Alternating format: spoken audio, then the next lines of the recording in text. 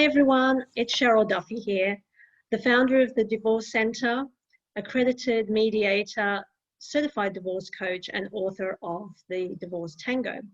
And I have a very special guest here today, Toni Langford from Toni Langford Counselling. And we're going to be discussing today about whether you should leave a marriage or when to know when to leave a marriage, when is the best time, and try to work through when you're going through thinking to yourself, should I stay or should I go? So I have a few questions here for Toni so that we can go through and explore some of those options and understand what you need to think about when you are at that point where you're making that decision. So Toni, welcome to the interview. Thank you for having me. The first question would be, what should people consider when they're deciding whether to leave a marriage or not? And that's a really good question. And a lot of people don't normally do that. They'll just become emotional. They feel disconnected and they just go, I'm out of here. It's almost like that toys out of a sandbox type thing and then storming off. It's about if the marriage is a long-term marriage and it's become dysfunctional in the last year or two, what's happened in the last couple of years to cause that dysfunction? If it's been a dysfunctional marriage or the whole time, whether it's a year, 10 years or 50 years, why did you stay in the first place? Why are you becoming sleeping beauty or sleeping handsome and waking up now saying, I can't do this anymore, when you may have been doing it the whole relationship? What has changed? What made you see things differently? So that's the jump off point. Some of the reasons not to stay is probably an easier answer. The first one is children. Children are incredibly resilient and flexible, and they adjust better to two happy parents that are separated in separate homes than two parents that may not fight, but everyone's walking on eggshells, or it's the dynamics are dysfunctional. Our identity as a human being is given to us by our parents. So as a female, if I watch my mother be disrespected, then I see that as functional. And if I was a boy, the same with my father. Also, we learn what is healthy for us by what our parents do to each other. Yes. If we acquiesce, if we're constantly saying, letting the child interrupt, then we're teaching the child that it is higher up the food chain than we are. So it can cause lots of dysfunctions going forward. Also, staying in a marriage for loss of face. So if someone's like, well, I couldn't have this lifestyle. Well, would you like to be used that way? If your partner said, well, I can't leave because I want this lifestyle, and it doesn't matter whether you're male or female. If you believe that, your self-worth is based on where you live, the property you live in, where your kids go to school, the sort of car you drive, then that's not self-worth, that's other worth. Your self-worth is attached to an other thing, an external thing. So it's about looking at why you want to leave or why you can't leave. If there's domestic violence, we know that if there's DV, domestic violence, it normally takes up to 6 times before the person that's being abused will eventually leave. They'll leave but come back, leave, come back. And it averages out about 6 times. So it's about getting that support around no judgment of if you go back. If you've hidden that domestic violence for a day, a week, a month, a decade, it's about going, okay, if I've hidden that, what's that saying about me? If this was happening to my daughter or my son, how would I feel if I didn't know? How could I support? So it's about stepping up and treating yourself like you would your best friend. Yes, exactly. Does that help with that answer, Cheryl? Absolutely, because I say that to my clients also, because we tend to not give ourselves the same advice as we would give our best friend. So if our best friend came to us and said, I've been treated really badly, we would be, oh, you shouldn't have to put up with that. You need to do something about it. And yet we would stay in that situation and withstand it for such a long time before we make that decision to actually walk away. So it is. And I think sometimes the better answer is if someone comes to me and says, so-and-so's verbally, emotionally, physically, sexually, financially, spiritually abusing me, my straight out response is, what is it you need? What can I do to support you? Not, you've got to get out of there, because they know they've got to get out. And if they feel that they haven't got out soon enough, then they feel judged, and then they shut down, and they don't speak the truth, their truth. Yeah. I suppose they don't feel empowered, do they, to be able to That's make right. that move? Yeah. So how can people prepare emotionally for such a huge life change? I suppose it's like any big life change. So we're talking life changes like puberty, adolescence, marriage, children, menopause, job loss, loss of identity. And it's about getting some emotional support external to our, what I call family of origin, and whether that's our blood relatives or our non-blood relatives. It's about getting that support to know that what you're thinking is functional and it is protective and is correct for you, and not dysfunctional or manipulative. So it's about preparing yourself. It's like if you wanted to run a marathon, you wouldn't just go, oh, I'm going to run a marathon tomorrow, and go and buy the best, most expensive shoes on the planet and then go running.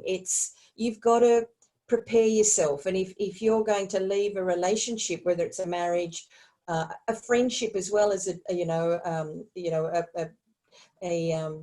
common law marriage, you have to prepare for it. Walking out doesn't help you, because then it's like, oh crap, I forgot to get this, that, and the other thing. It's about having the prepared list of, I need to make sure I've got this, this, and this.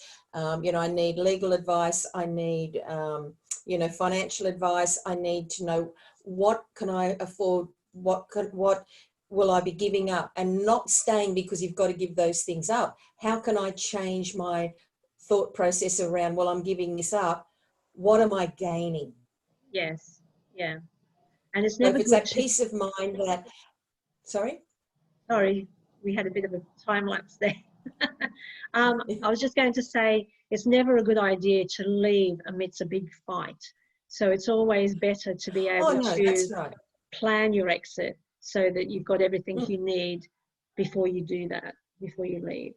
Whenever we make any sort of decision when we're emotional, so there's millions of people on this planet that have drunk tattoos from when they were drunk, or body piercings that they wish they'd never done. So I think of, when we're incredibly emotional, it can be emotionally drunk. So we don't have that logical front brain access to make decisions that are appropriate for the now and going forward, because when we're emotional, we make decisions in the now, even though we're not in the now, we're normally in the past. We're making decisions without any context or ability to know what's going to happen tomorrow. And traditionally, when we make those sorts of decisions, we regret them. Yes, yeah, very true. So you have a great theory or a technique of being able to help people with the theory of knockdown and rebuild of their relationship. Do you want to tell me a bit more about that? Yeah, it was sort of an evolution of 15 years of doing this job. And I noticed that people still say, I want to go back to where we were. And I go, why would you want to do that? Because that got you where you are now. So I started thinking about how, if we live in a really good neighborhood, a really good street, cul-de-sac, whatever, the neighbors are great school district, great public transport, all that sort of stuff, yet the house is full of dry rot and asbestos and falling down around our ears, well, that's where we would look at that knockdown rebuild.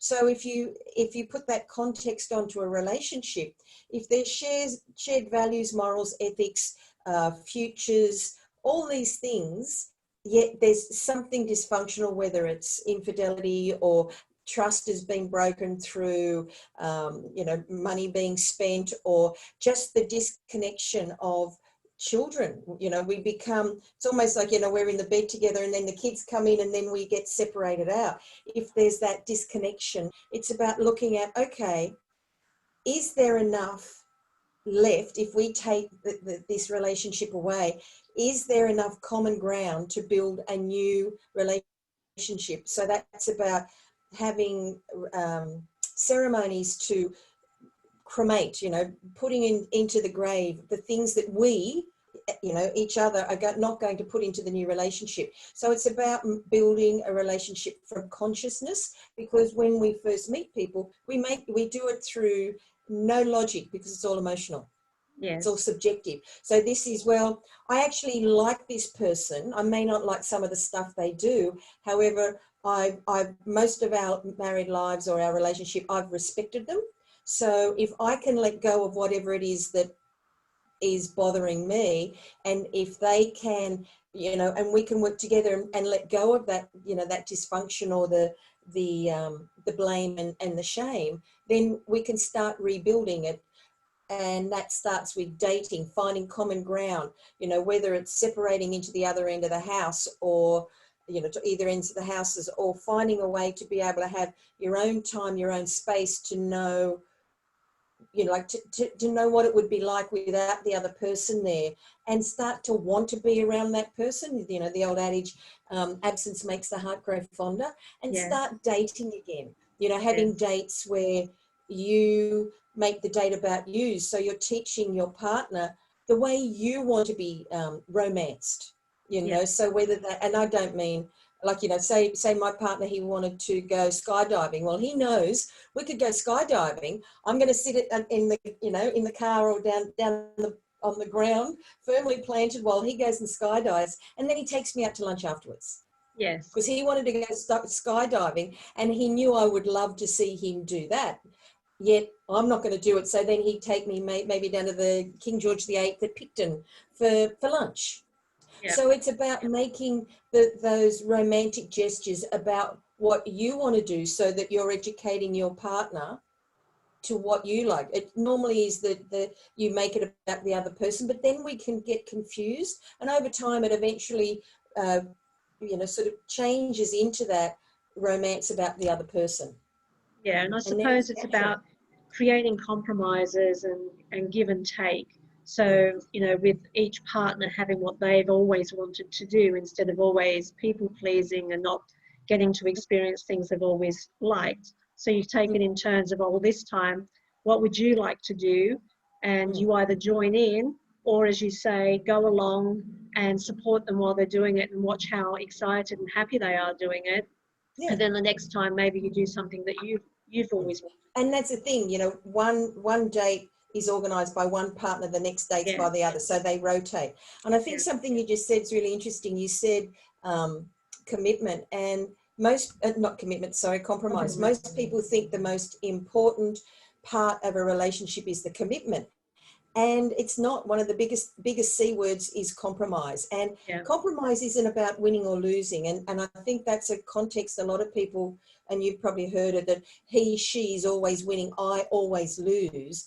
And that tells me straight away that there's manipulation and games being played in the relationship. And the only games that we as adults should be playing are in the bedroom.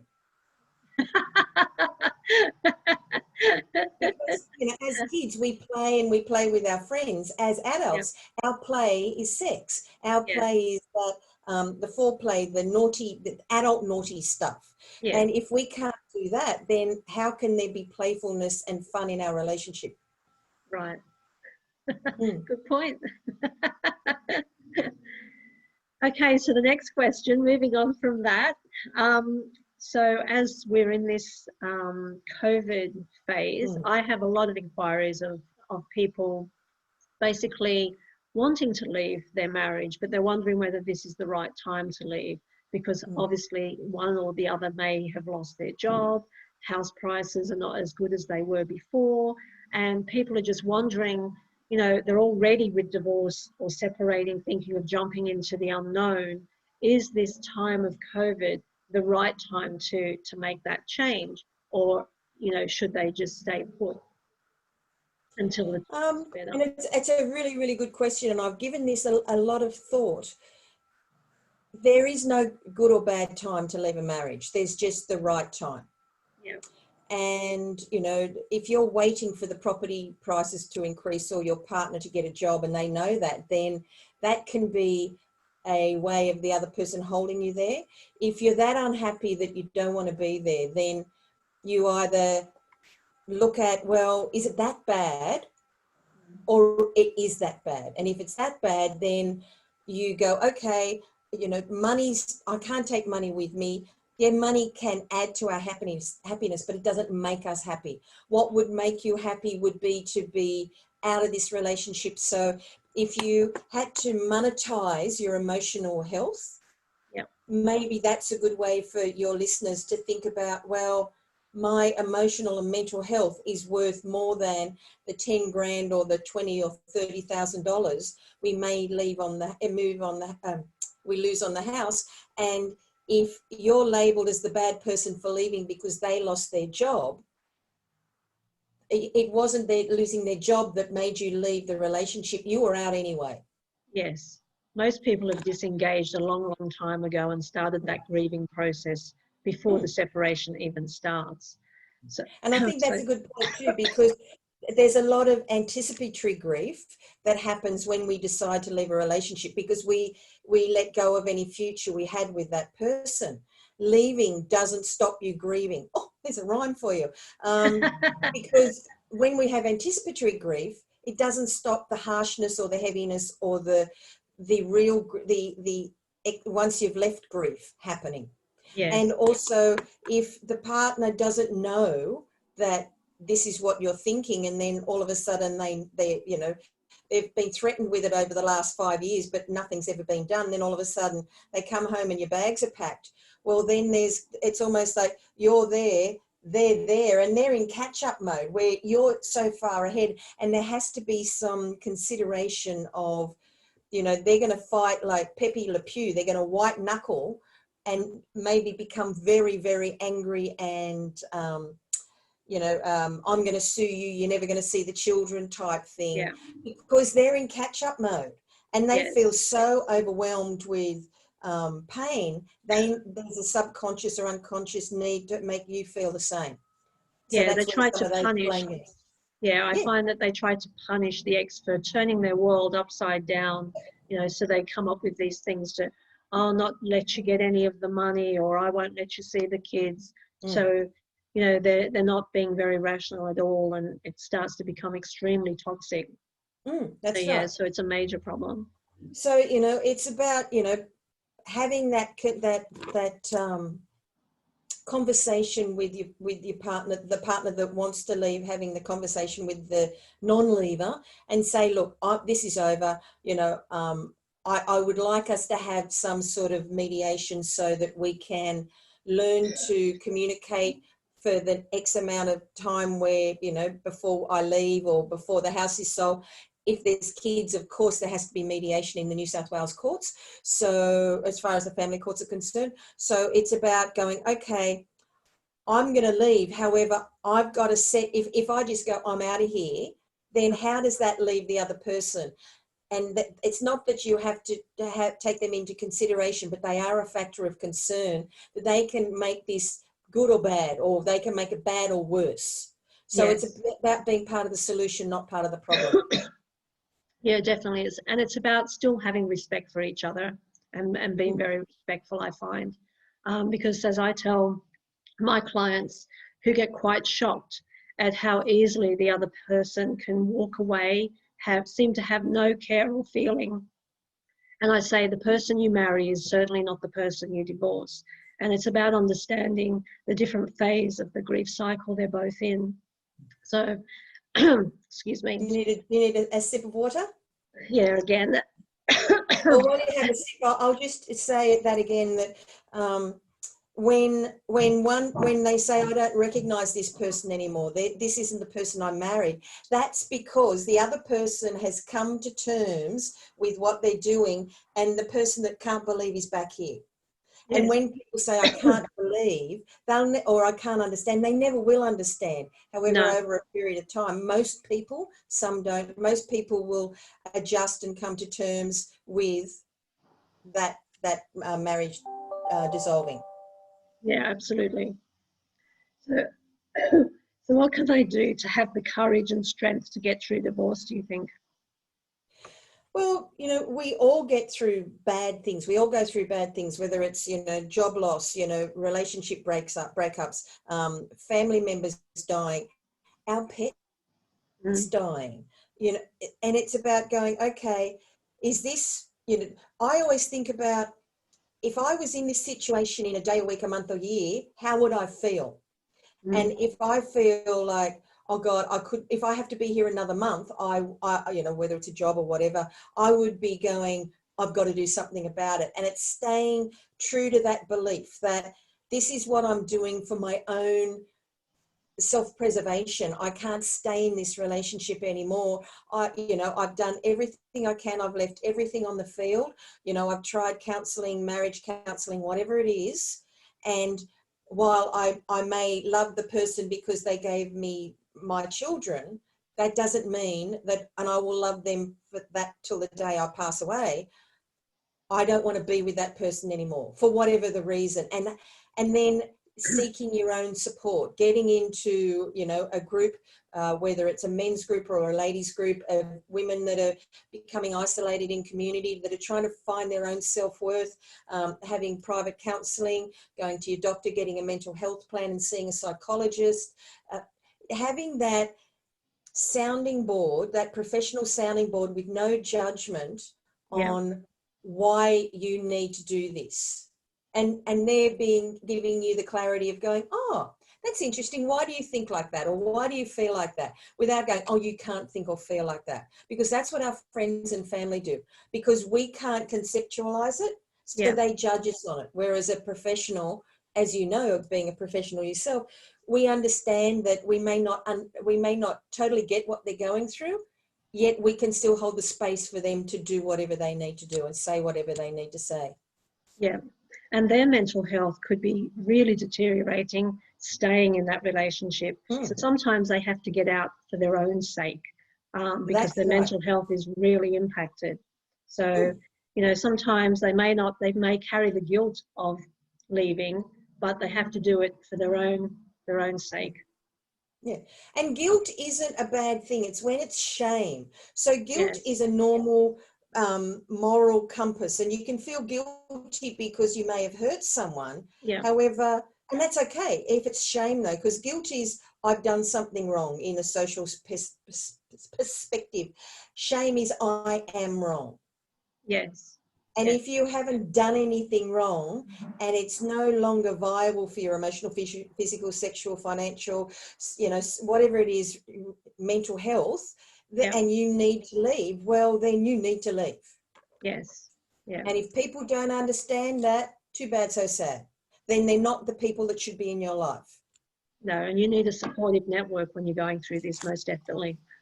Yeah. And sometimes family is not that network, unfortunately. Yeah, very true. Very true. People that have to take sides, again, it's a game. You don't want game players in your life, unless you're on a football team. Yeah. No, that's great advice. Thank you, Toni. So thank you so much for joining me today. It's been really interesting to hear about your knockdown rebuild theory. So that's fantastic. And I hope all of my listeners get great, feedback and an understanding of what to do when they're going through this. Thank you very much. Thank you for the invitation.